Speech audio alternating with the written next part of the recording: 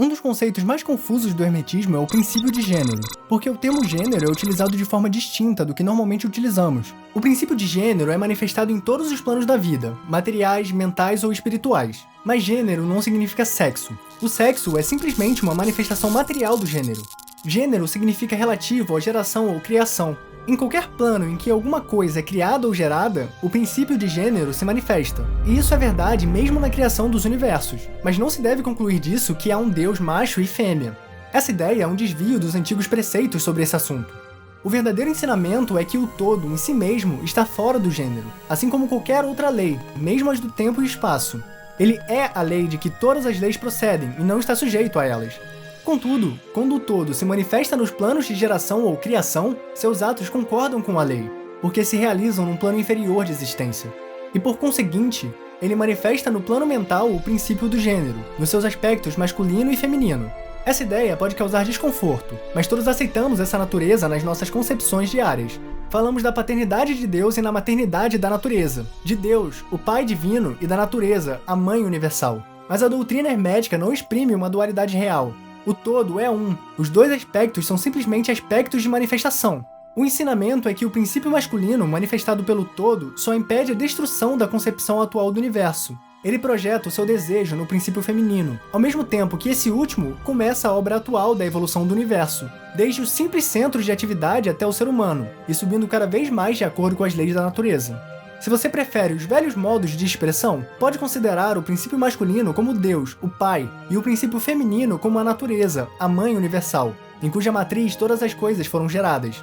Isso não é simplesmente uma ficção poética de linguagem, é uma ideia do processo real de criação do universo.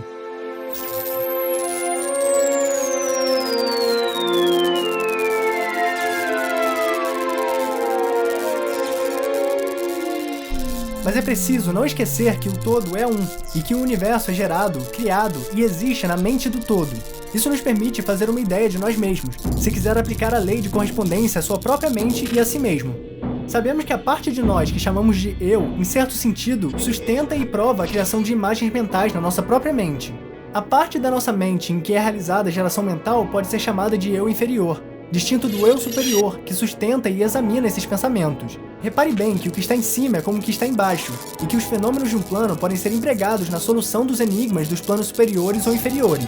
Não é de se admirar que nós, os filhos, sentimos essa reverência pelo todo, sentimento que chamamos de religião. É de se admirar que, ao considerar as obras e as maravilhas da natureza, somos dominados por um sentimento de que temos origem fora do nosso ser. É a mente mãe que nos estreita, como a mãe estreita seu filho ao seio. Não devemos cometer o erro de crer que o nosso pequeno mundo que vemos ao nosso redor, a Terra, que é simplesmente um grão de areia em comparação ao universo, seja o próprio universo.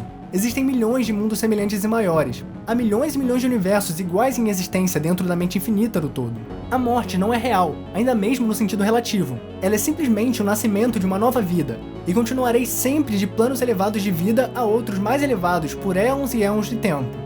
Residimos na mente infinita do todo, e nossas potencialidades são infinitas no tempo e espaço.